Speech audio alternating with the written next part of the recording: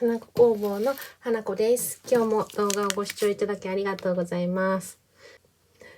ついにオパールのモネシリーズの睡蓮の毛糸をゲットして編んでいます。ものすごい嬉しいです。ずっとオパールのモネの睡蓮の毛糸が欲しいなと思っていて、でソックニッターまゆみさんの動画でずいぶん昔の動画だったんですけれど、催事とかでは売られることがあるっていう風におっしゃっていたんですね。きっと催事に行ったらすごいいろいろ目移りして欲しくなっちゃうんだろうなと思っていたので、今年は福袋を買うのをやめて催事のためにお金を取っておきました。それでモネの睡蓮の毛糸が買えるかどうか不安だったんですけれど、過去の今年になってからの催事でもモネの睡蓮の毛糸売りますよみたいなお知らせがオパールの気仙沼の梅村マルティナさんの KFS のサイトのブログで紹介されていたんですね。なのできっとまだ催事なら売られると信じて待っていたらやっと買えました。一応色番は9682番ですかね。モネの睡蓮です。100g425m。それで早速母に靴下を編んでいます。もうすごい素敵で、もう編んでいてとっても楽しいです。で、毛糸のあんまり何も考えず、毛糸の糸玉の中と外から毛糸を引っ張って、それで糸端がなるべく残らないようにして、模様の位置なんかもあんまり気にせずにこうやって同時編みで編んできました。そしてラップ&ターンのかかとを作っています。で、こういう風に並べていろいろこのかかと作り始めるまではどっち側がかかと側でどっち側が甲側でもいい状態なので、かかとまで編んできた時にこうどういう向きで甲側があったら模様が可愛いかなっていうのをいろいろいろんな組み合わせを試してみて、でこういう風な組み合わせだったら睡蓮畑が広がってるみたいかなと思って、机がギシギシ言ってすいません。こういう風にこっち側にかかとをつけようって決めて、それでかかとを編み始めました。ラップ&ターンのかかとで。で、母はちょっと足が割と大きいので、それで横幅もしっかりあるので、片側32名で編んでいます。それでずっと編んでいます。それで、もう本当にこれ、すごい編んでみて、この毛糸が人気ですぐなくなっちゃう理由がわかるなと思ったんですけれど、とっても素敵な毛糸だなと思いました。本当に睡蓮畑にお花が咲いてるみたいで、左右でずれてると池が睡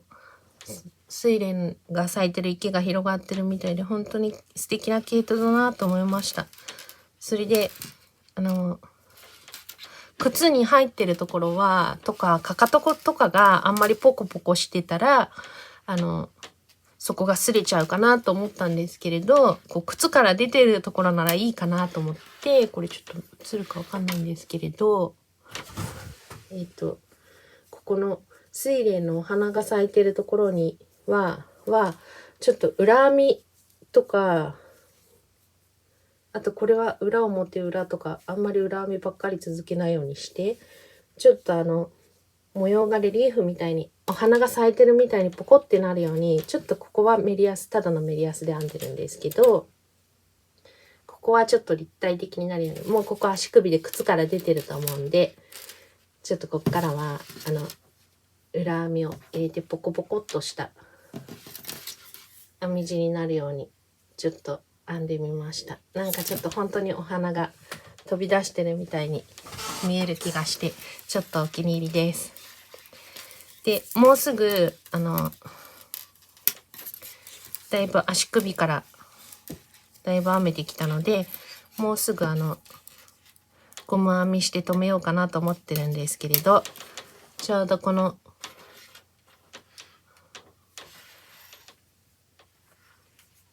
お花の色合いが出てきたので、自分で忘れないために動画を撮っておこうかなと思います。で、見えるかな。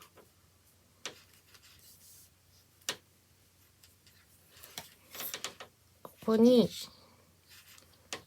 赤い影が来たんですけれど、今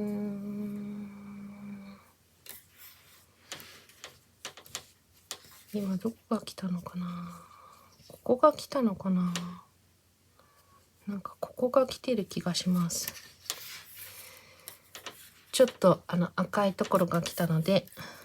ここを裏編みで編みます。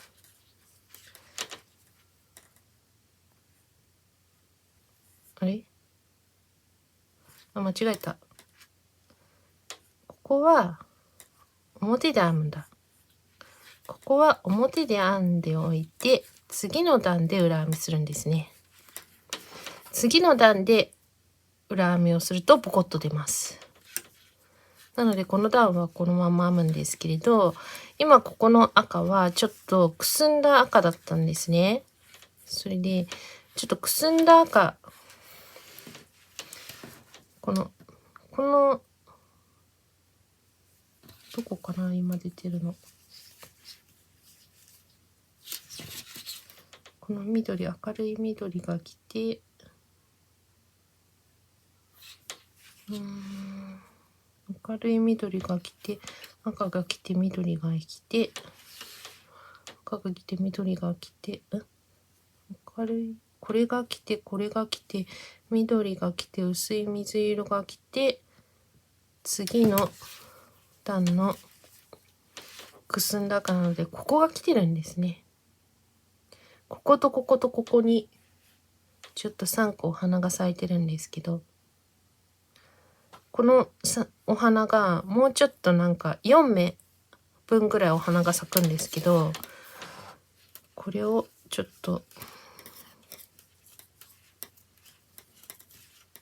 4目のペーってなるよりかはちょっと立体的にしたいなと思って、次の赤のところはここで来ました。ここで赤いのが多分これで3目か4目分あるんですけど、これをちょっと立体的にするために同じ目にこれかけて、これ一目、ごめんなさい、一目普通に表目編んだんですけど、これ普通に編んで糸をかけて、もう一回同じ穴に表目して、ちょっと同じ目に3目入れてみました。これで次の目はもう青い目です。で、次の段でこの3目を一模様にしようと思います。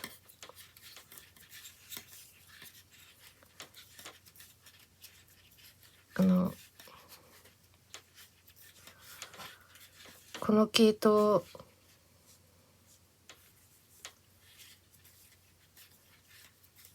変えた日に実家に行って、ちょうど母にこれでまた赤が来たので、これをかけてそれで一目掛け目して、もう一回同じ穴に編んで、それで一目編みます。これで編んでいってみて、次の段で3目を一目にまとめて編もうかなと思います。そしたらちょっとまたポコッとなって面白いかなって、お花咲いてるみたいになるかなと思います。この毛糸を買った日にその足で実家に行って、それでその日父にはゴッホの寝室で靴下を編んであったので、それを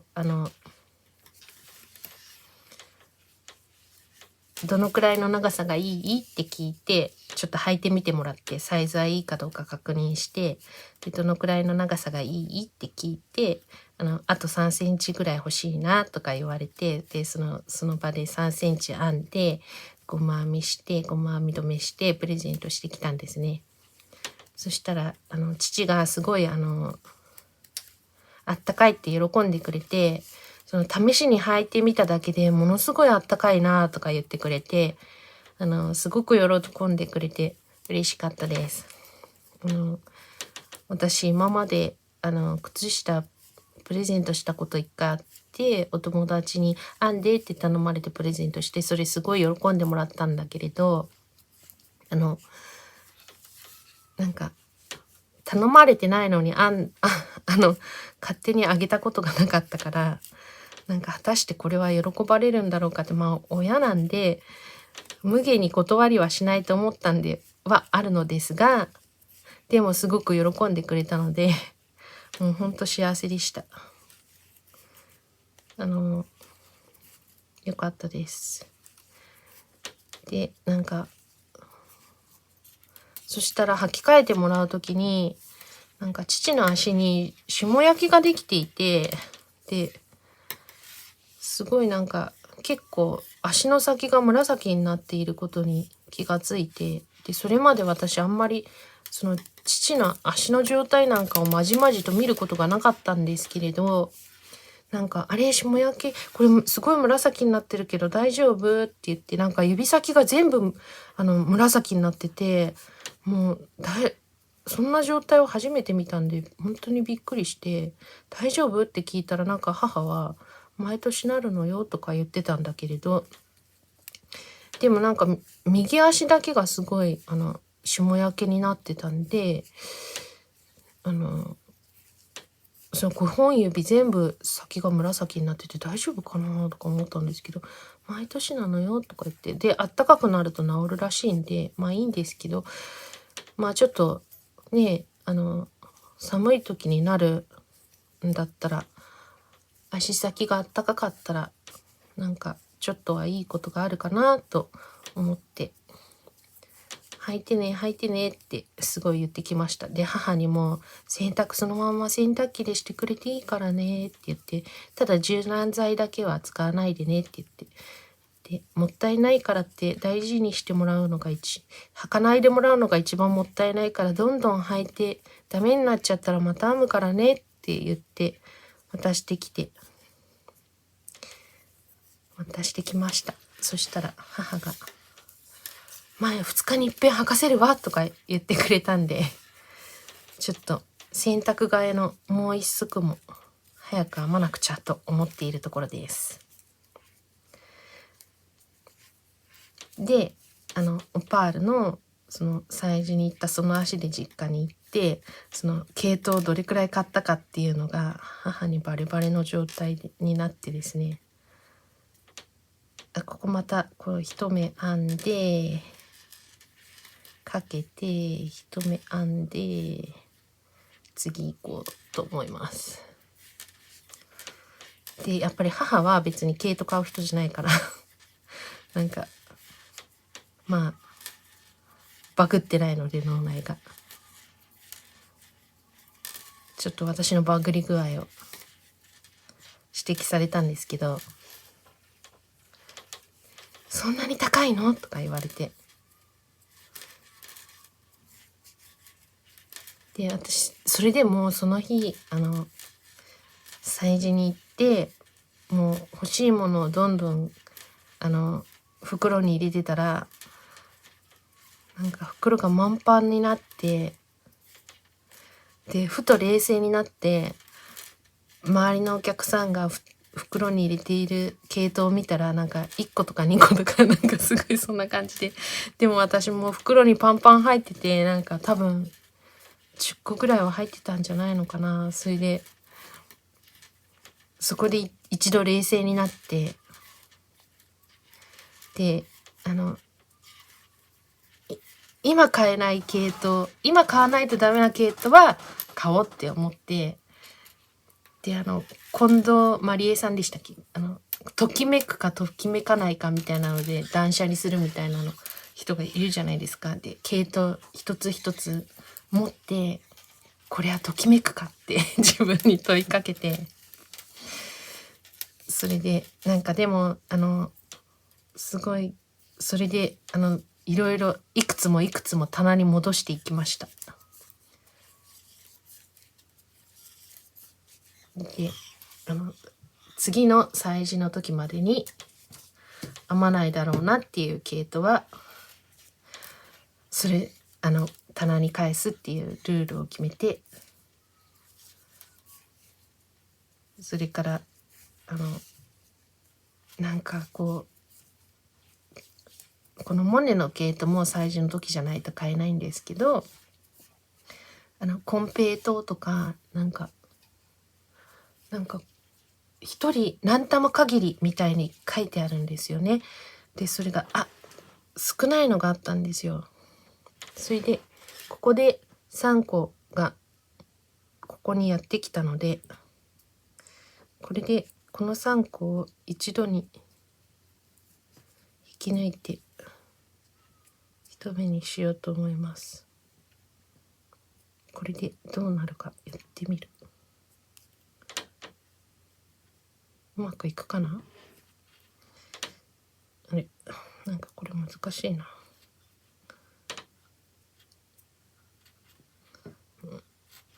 よいしょ。あれ、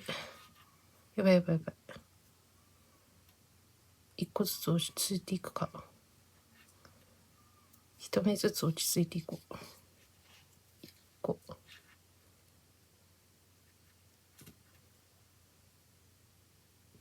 この真ん中の掛け目のところがかけるのが、くぐらすのが難しいですね。2個、3個。これでポコッとなったかしら。ちょっとグイグイと手前に置いとこうと思います。こんな感じで。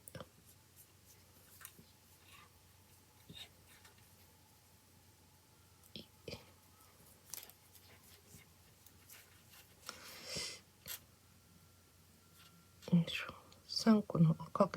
赤があんまり綺麗に出ないね。ここをちょっと。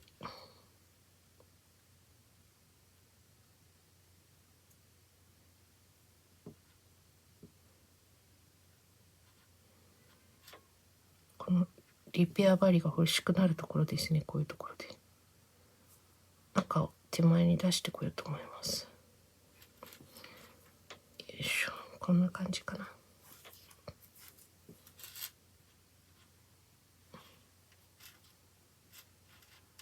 一目分しかなんか出ないな。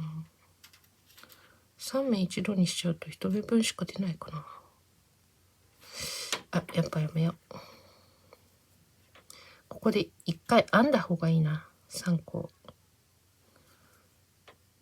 ちょっと3目を編むことにします。それで次の段で1目に戻して目数を戻そうと思います。よいしょ。ここで表を3目編んじゃ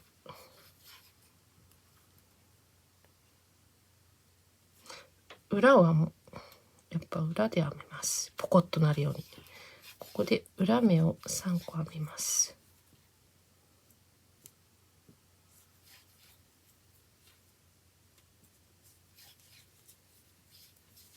赤が出たかしら。なんかちょっと出ました。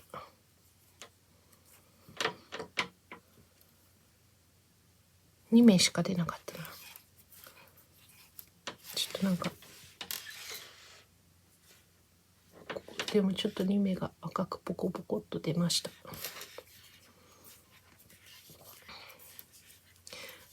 それでときめくかときめかないかを考えて、それで限定販売をやっていたんですけれど、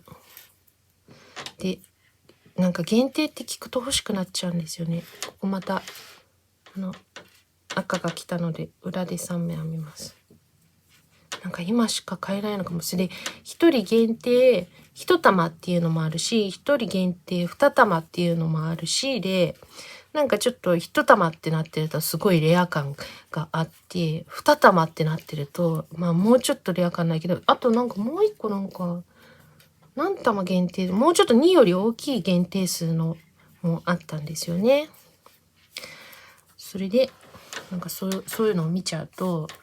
2玉限定のものは買っておかなくてはいけないんじゃないかとかいう気になっちゃって、でなんかカゴに入れてたんですけれど、でなんかこうこの毛糸で誰々に何々を編んであげようとか、なんかそういうふうに思い浮かぶこうイメージが浮かぶ毛糸とかがあると、ついついこう服買おうと思って袋に入れちゃって、でも冷静に考えて、これから何足私は靴下を編めるんだろうか、1年にあなたは何足靴下を編んだと自分に問いかけて、今からそれを編むだけの時間があるんですかって自分に問いかけて、それで次の催事で間に合う糸はとりあえず家で置いといて、虫が食っちゃったりしたら嫌だし、今日は買わないで帰ろうって思って、すぐに編めなさそうな靴毛糸は全部棚に戻しました。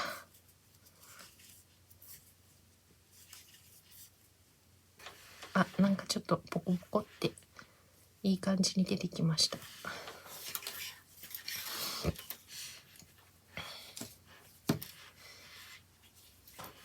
それで実家に行って、日傘の女、その日のモネの限定がもう一個日傘の女っていうのも限定で売ってて、それもすごく素敵な毛糸で、私それも買ったんですけど、日傘の女っていう糸と、それからモネの睡蓮の毛糸と、それからいろんな他にも買った毛糸がいくつかあったのを母に見せて、で父に編んだのはゴッホの寝室っていう毛糸で、これはモネの睡蓮っていう毛糸なのよっていうお話をして、でこれは日傘の女っていうのなんだってって言って、それであといろいろこんなのもあって、これは気仙沼のいちごっていうのよとか言って、なんかそんな話を一通りして、でどれで靴下編んでほしいって聞いたら、モネの睡蓮がいいって言ってくれて、私本当にモネの睡蓮が欲しかったのは、母にこの靴下を編んでプレゼントしたいって思ってたので、すごく欲しかったので、自分が使うっていうより、だから母がこれがいいわってモネの睡蓮を選んでくれたのもすごく嬉しかったです。なんか母はモネの睡蓮の美術館とかでお土産かなんかで買ったのか、なんかバッグを持ってて、ちょっとここにまたお花が来たので、ここを裏編みで編みます。でバッグを持っていて、で睡蓮の絵が描いてあるバッグを持ってると、お友達が、これなんかチャラチャラうるさいな、お友達がすごく褒めてくれるのよっていう話をしてて、でだから睡蓮のこの靴下を編んでもらったらお友達に自慢するわとかって言ってくれてわあ嬉しいと思って。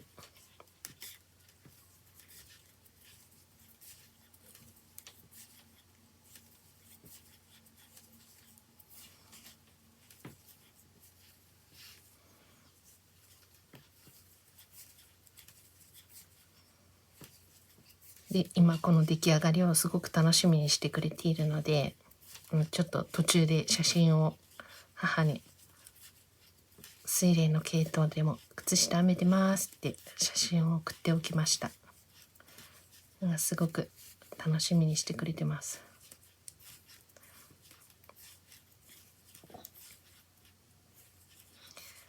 ウールの靴下はすごく気持ちがいいわよって母に教えてあげて、綿の靴下より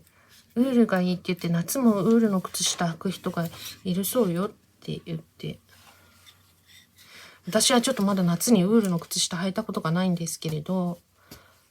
なんかあんまり私は冷え性とかあんまりなくって足先が冷たいとかいうことも夏場とかあんまりないので、すごいこう夏はずっと裸足でサンダル履いてた人なんですけれど、でも母は毎日ご近所の方と一緒にお散歩をして、なんかウォーキングだお散歩とか言ったら怒られちゃってウォーキングをしているんですよね。で本当にいいお友達とに恵まれてて、なんか毎日3時とか4時とかなんか時間が決まってご近所で歩きに行くとか言ってて、なんか靴下自慢するわって言ってくれたんで、なんか本当嬉しいなと思いました。あ、ここで3名分こう入れたところが来たので、ここで真ん中を上にして3目一度で編もうと思います。2目をこう取って1目をこう取って一気に映ってるかな、よいしょよいしょ。あ、どうでしょう。あ、だいぶポコってなった。あ、いいんじゃないですかこれ。お花が本当に一輪咲くようにポコッとなりましたね。どうでしょう。映ってるかな、あんまり見えないか。ちょっとポコって目で見るとポコッとなってます。ペーッとならないでポコッとなったんで、この色が映ってるかな、あんまりかな。でもポコッとなりました。ポコッとなりましたっていうかしなんかここにもなんかお花咲いてる感はあるんですけど、やっぱりなんかこの絵を見るとなんか一輪咲いてるっていう感じがあれしますよね。こういうところにねちょっと一輪感を出したかったんですよね。どうでしょ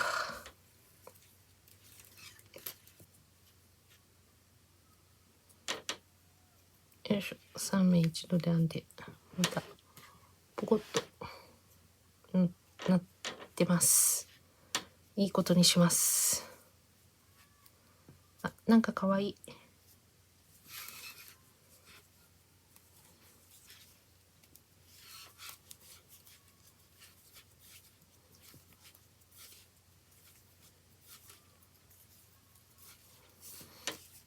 なんか母は結構美術館を見に行くのが好きで、それで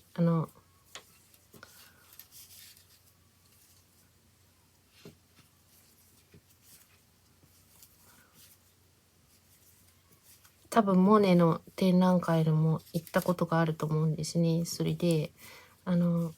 そういう美術展に行くと美術展から出たところでなんかお土産屋さんあるじゃないですか。それでこうなんかそういうその日のその時の展示に合わせたなんかグッズとか例えばモネ展だったらモネの絵の絵はがきがたくさん売られていたり、なんかそれこそそういうトートバッグとか売られたりするじゃないですか。でそういうところで髪を留めるバレッタを私にモネの睡蓮の模様のバレッタって今言わないかな、パチンって留める髪留めをくれたことがあります。今も大切に持ってるんですけど、で最初はすごい結構綺麗な色だったんだけど、だんだんなんか緑がこうちょっと変色してきちゃって、なんか茶色っぽくなってきちゃったんですけれど、でも今でも大事に使ってます。でそんなことがあったので、この睡蓮の髪留めを見た時に絶対あなたに似合うと思ったわって言って、あなたの顔が浮かんだから買ってきたわって言ってプレゼントしてくれたので、なんか私も本当にこの毛糸があるって知った時に真っ先に母にこの毛糸で編んだ靴下を履いてもらいたいなと思いました。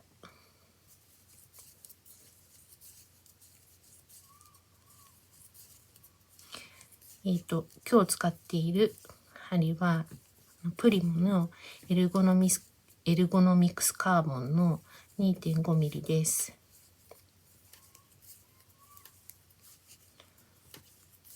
私このカーボンの針がすごい好きで編みやすいなと思って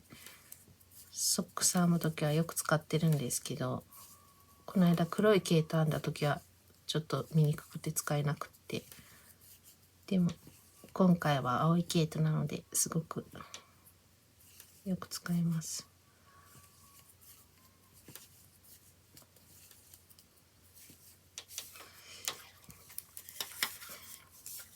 はい、じゃあここでまた赤が来たので3目一度で編もうと思います。これでポコってなりました。どうかしら。ポコってなってます。かわいいです。いい感じです。ポコッとなりました。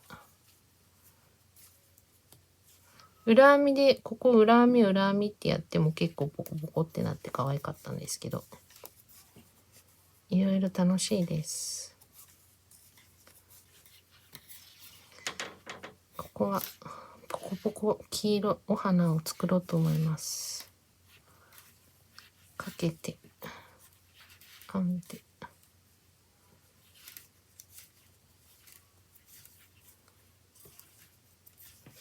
よいしょ。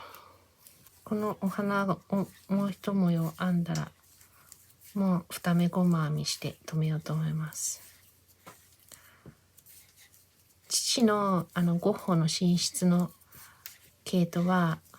3目1目でちょっとリブ編みみたいになるように編んだんですけど、モネはなんかメリヤスで綺麗に模様が出た方がいいなと思ってリブ模様にしませんでした。そろそろじゃあ今日の動画終わりにしようと思います。今日も動画最後までご視聴くださりありがとうございました。もしよかったらチャンネル登録していただけたら嬉しいです。あとグッドボタンとかベルのマークの通知とかを押していただけると嬉しいです。あとコメントもすごく嬉しいです。ではまた次の動画でお会いしましょう。さようなら。